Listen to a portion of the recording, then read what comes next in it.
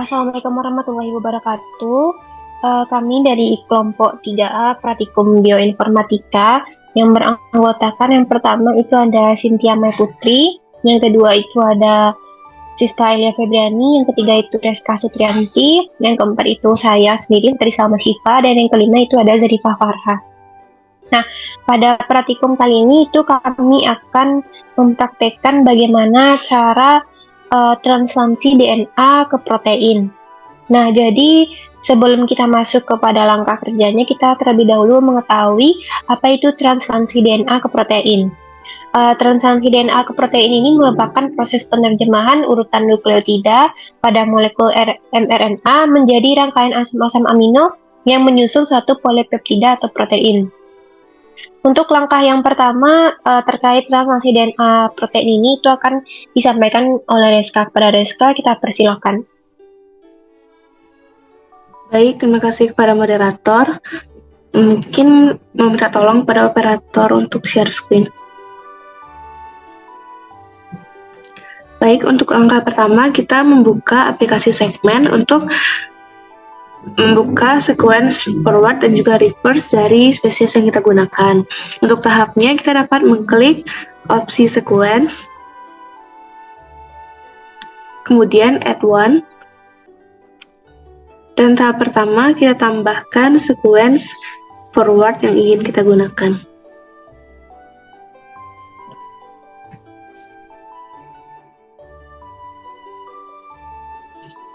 Terlebih dahulu kita mengubah file type-nya menjadi ABI files. Untuk selanjutnya kita tambahkan lagi sequence reverse dari spesies yang kita gunakan.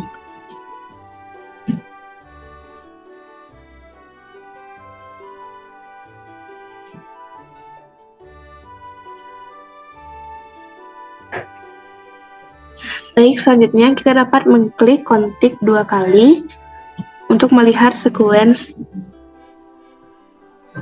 Nah, selanjutnya kita akan mengedit bahasa ambigu pada sequence forward dan reverse ini.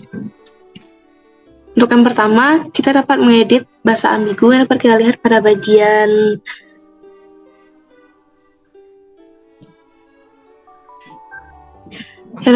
pada bagian konsensusnya. Itu terdapat bahasa ambigu berupa huruf N, itu kita ubah mengikuti basa nukleotida yang terdapat pada sequence forward dan reverse-nya, yaitu timin.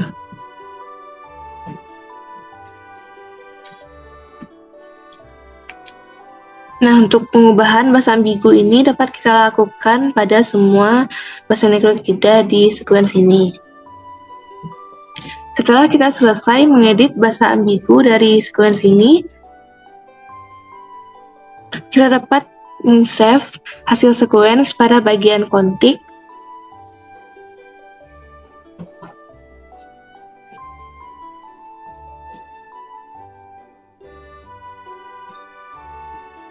Lalu kita save konsensus.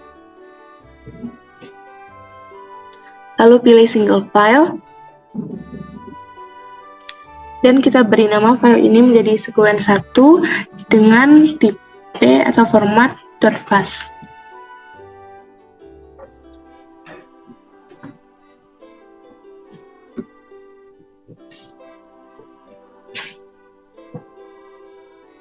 Baik, langkah selanjutnya kita dapat membuka sequence yang telah kita edit ini pada bioedit maupun notepad.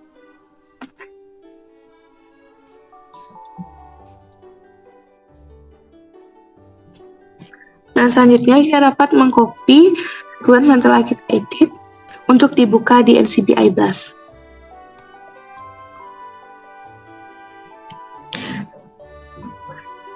Lalu kita search NCBI Blast, kemudian kita pastikan sequence yang telah kita edit tadi pada bagian enter query sequence.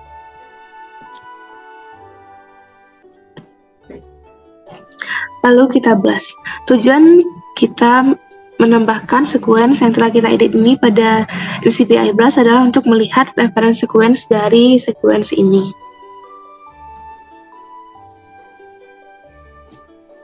Nah, selanjutnya kita dapat men-scroll ke bawah dan kita cari reference sequence dengan kode assertion-nya berawalan dengan huruf NC. Nah, berikut dengan kode NC adalah spesies Tortambra mitochondrion complete genome.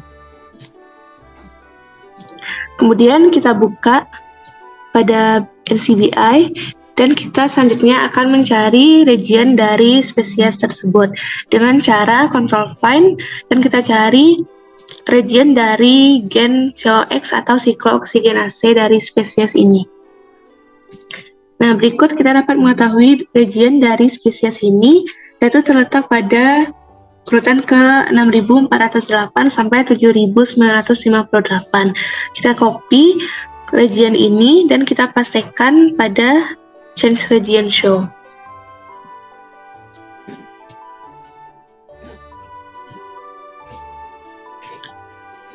Lalu kita pilih selected region dan kita pastikan pada bagian from to end.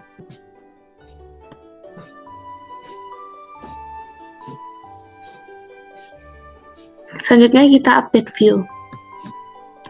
Cukup sekian dari saya kembalikan kepada moderator.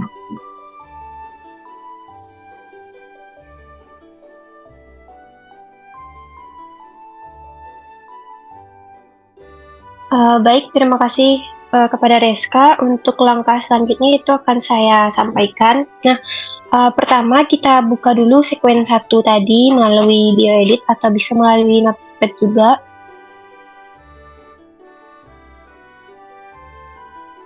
Lalu kita copy. Setelah kita copy itu kita buka NCBI BLAST.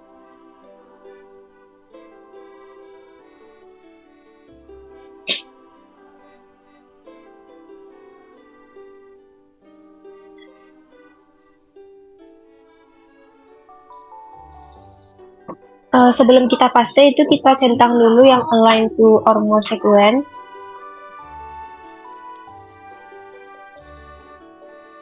Lalu kita pastekan hasil sequence 1 tadi. Dan kita pastekan juga number ACC dari reference sequence kita.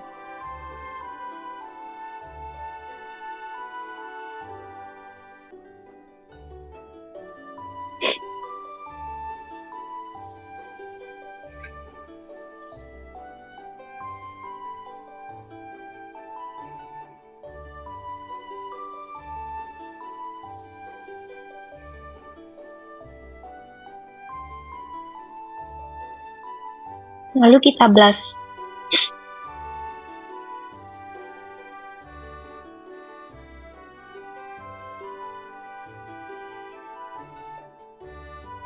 Lalu kita buka di bagian tab alignment.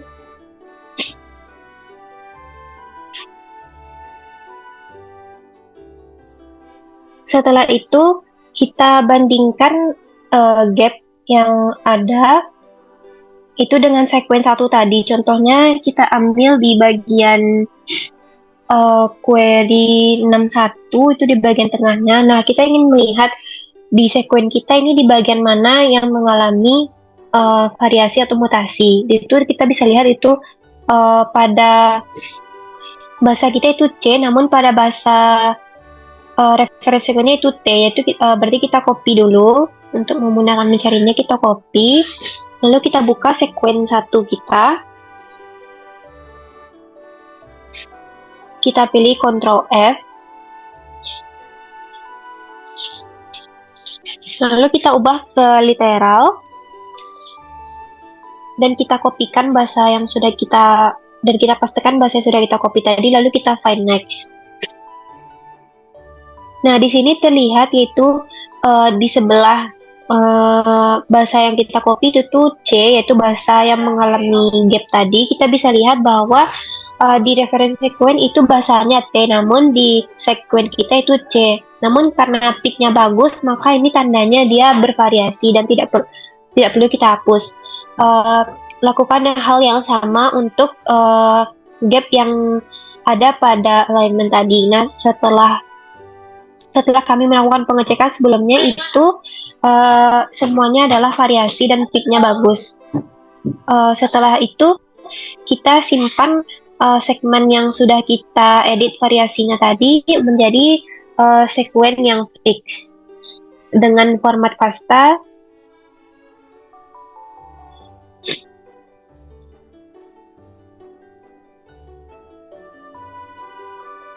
menjadi sekuen fix tambahkan dot fast.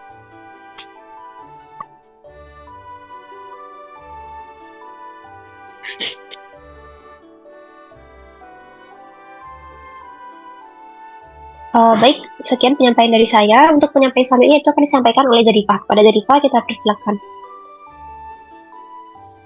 Baik, terima kasih kepada moderator. Selanjutnya kita buka sekuen fix tadi pada notepad. Lalu kita kopikan. Selanjutnya kita buka NCBI Blast.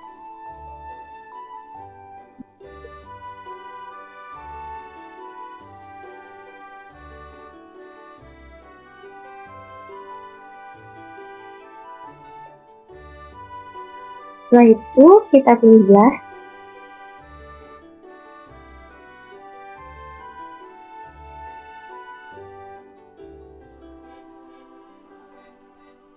Nah, jika sudah kita pilih 6 spesies dari hasil Blast ini, lalu ditambahkan dengan hasil kontik kita tadi.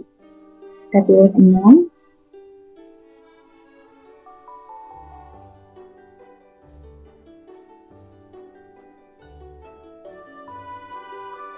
Lalu kita pilih download, kita pilih FASTA Complete Sequence. Nah, nanti setelah kita download, maka akan keluar hasilnya pada bentuk notepad seperti ini.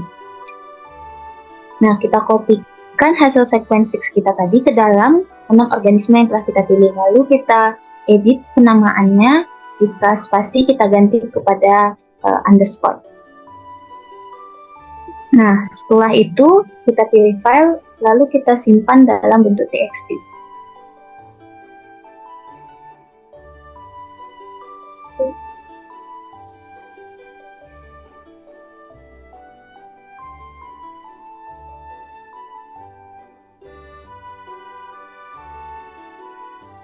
Nah, setelah kita simpan, sekian dapat yang saya sampaikan, saya kembalikan pada moderator.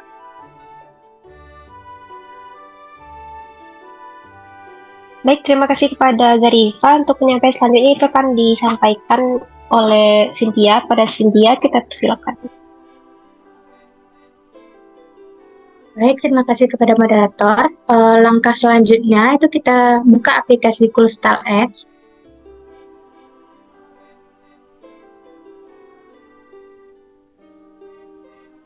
Nah, kita buka file 7 sequence tadi.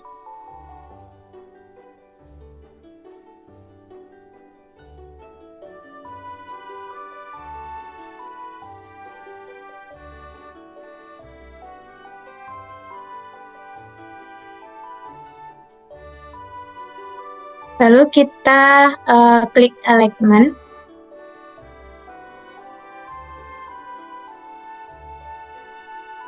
Kita do complete alignment.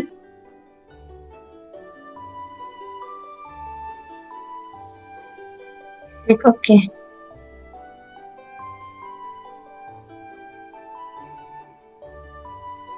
Nah, di sini kita membutuhkan waktu untuk menunggu hasil alignment pada sequence tadi. Nah, beginilah bentuk dari hasil sequence tadi yang telah di alignment. Nah, setelah itu kita save.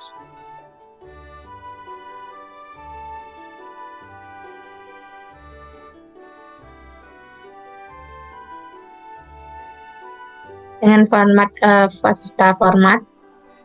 Kita klik OK.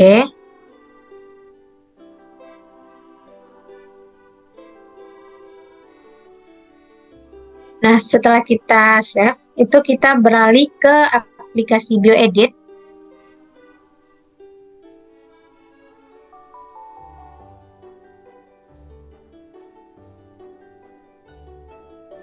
Nah, kita buka file 7 sequence tadi.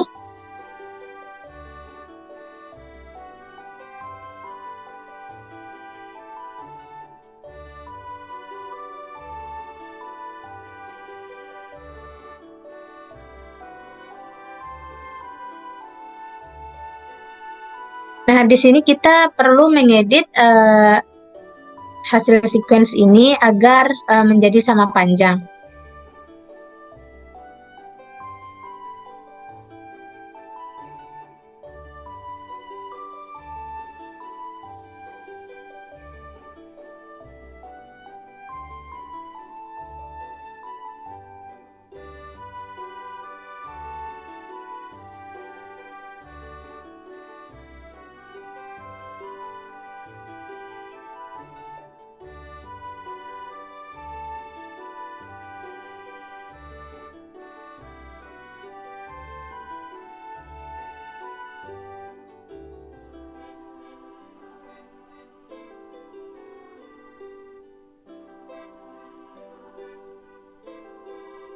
Nah, setelah hasil sequence-nya sama panjang, lalu kita save.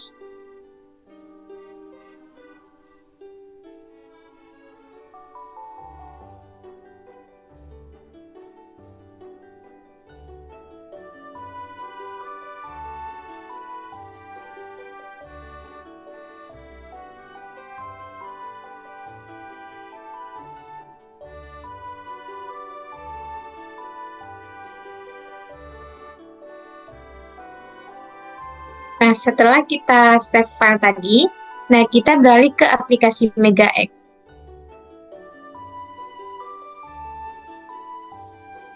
Nah, di sini kita perlu buka file hasil sequence yang telah sama panjang tadi. Kita klik file, open a file.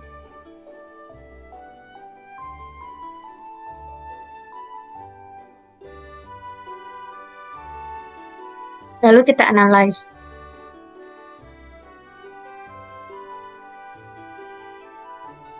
Klik OK.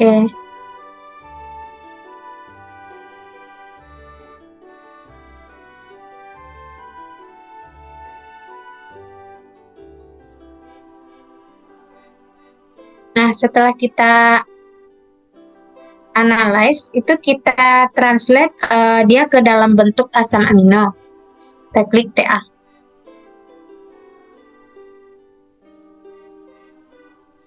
Nah, mungkin sekian dari saya, kembalikan ke moderator. Baik, terima kasih kepada Cynthia. Untuk penyampaian terakhir itu akan dilanjutkan oleh Siska. Kepada Siska, kita persilakan. Baik, terima kasih kepada moderator. Selanjutnya yaitu kita akan membuka website InSilico.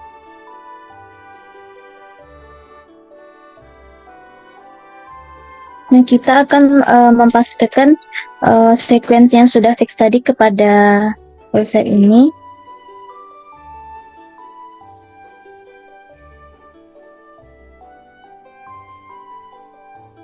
Kita pastikan. Nah, dan kita edit dulu.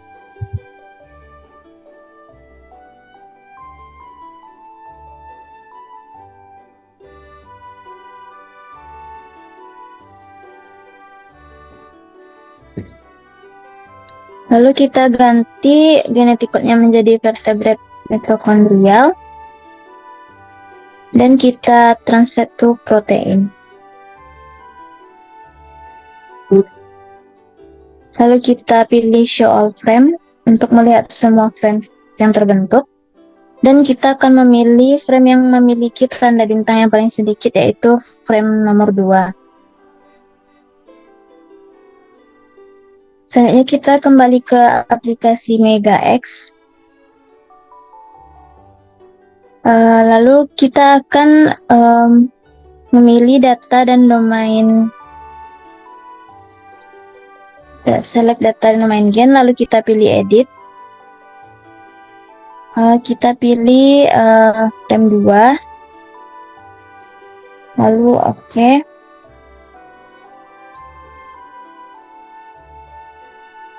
Nah, selanjutnya kita akan melakukan translate dari basa menjadi asam amino, yaitu dengan memilih simbol yang di sebelah TA. Ini adalah bentuk asam amino dari basa tadi. Di sini terlihat bahwa pada G asam aminonya berubah menjadi R dan pada H asam aminonya berubah menjadi Y. Hal ini berarti pada spesies tersebut terjadi mutasi, yaitu mutasi missense. Selanjutnya kita akan mendownload file dalam bentuk Excel.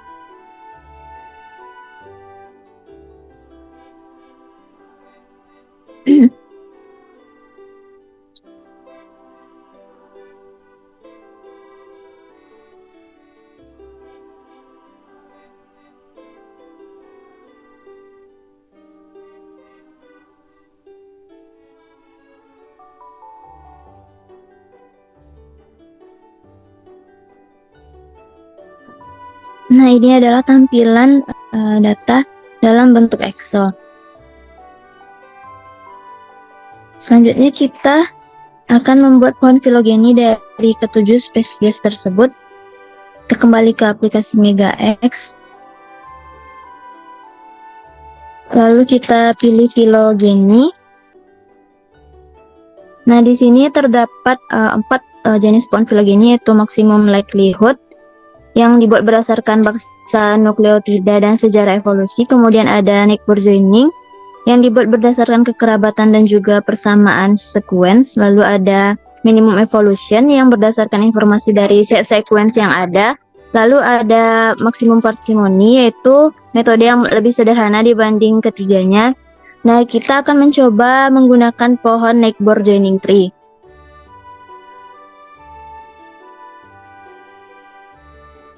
Kita buat bootstrapnya menjadi 1000. Lalu kita klik OK.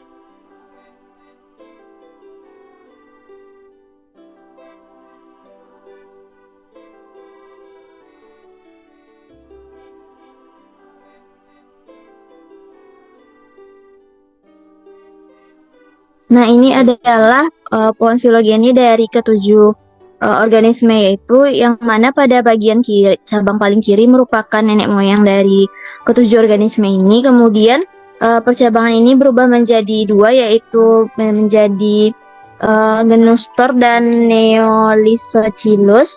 Kemudian Tormusula bercabang menjadi Tortamra dan juga menjadi Tortamra. Kemudian Tortamra berubah menjadi bercabang menjadi Tortamroides 1 dan Tortamroides 2. Di sini terlihat bahwa setelah Tortamroides 1 dan 2 ini muncul setelah banyaknya percabangan dari Tormusula, yang berarti kekerabatan antara Tortamroides dan Tormusula ini lebih jauh dibandingkan dengan kekerabatan antara Tortamroides dengan Tortamra. Kita juga akan melakukan hal yang sama pada pohon-pohon filogeni lainnya. Sekian dari saya kembalikan kepada moderator. Baik, terima kasih kepada Siska atas penjelasannya. Jadi itu adalah langkah-langkah kita dalam mentranslate DNA ke protein. Nah, di sini kita dapat simpulkan dari genus yang kita jadikan sebagai acuan sekuen kita itu ada 2 genus, yaitu genus Thor dan genus Neolysochilus. Di situ kita bisa seperti sudah dijelaskan, kita bisa melihat bahwa antara genus tersebut dengan genus yang sama, yaitu sesama Thor, itu memiliki basa nukleotida yang sama juga, sehingga dihasilkan jenis asam amino yang sama. Namun pada basa Neolysochilus itu tuh basanya mengalami perubahan, sehingga asam amino yang ditranslate juga mengalami perubahan. Di sini dapat kita katakan bahwa jenis mutasi yang terjadi dari genus Thor ke genus Neolysochilus itu adalah mutasi missense. Nah, untuk kesimpulan yang terakhir yaitu translasi DNA ini translasi DNA ke protein ini diperlukan karena informasi yang genetik terdapat dalam DNA itu disandi dalam bentuk nukleotida.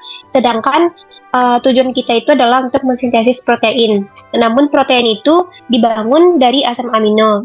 Maka dari itu proses translasi ini mengubah urutan nukleotida dalam mRNA menjadi urutan asam amino untuk membentuk rantai polipeptida yang akan membentuk protein. Baiklah, sekian dari kelompok 3A, semoga dapat bermanfaat. Wassalamualaikum warahmatullahi wabarakatuh.